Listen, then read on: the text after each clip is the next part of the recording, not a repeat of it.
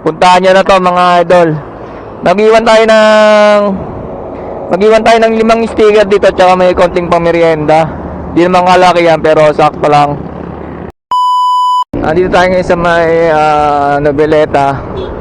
So dito mag-iwan tayo ng bakas. Bago tayo umuwi, mag-iwan muna tayo ng bakas dito sa mga taga Noveleta. Shoutout nga pala sa lahat ng mga taga Noveleta.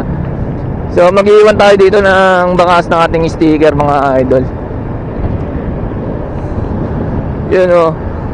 Dito mag-ano tayo ng pag-iwanan natin ng bakas ng ating sticker mga idol. So shoutout sa mga taga Noveleta at good luck sa makakakuha ng sticker natin mga idol.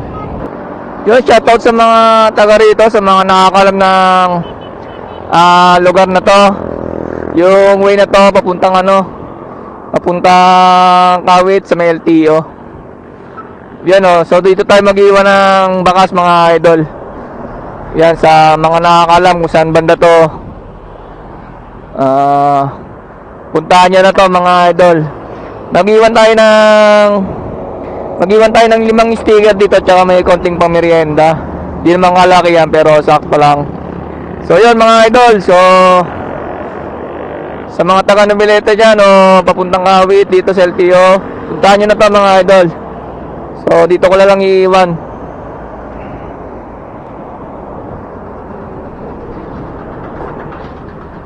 Yun, so dito ko lang iiwan mga idol sa likod.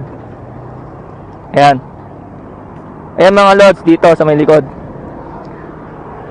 Yun, sa mga taga Noveleta, malapit dito. So papuntang LTO to. Puntahan nyo na mga idol. So sa mga makakanood ng video natin mga lods, pa-follow naman ang page and pa-share na rin ang video natin mga idol.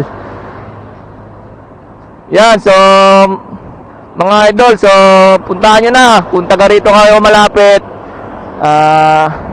Tapat lang siya ng tapat lang siya niyan. Tapat lang siya ng kanto papuntang LTO Kawit mga idol.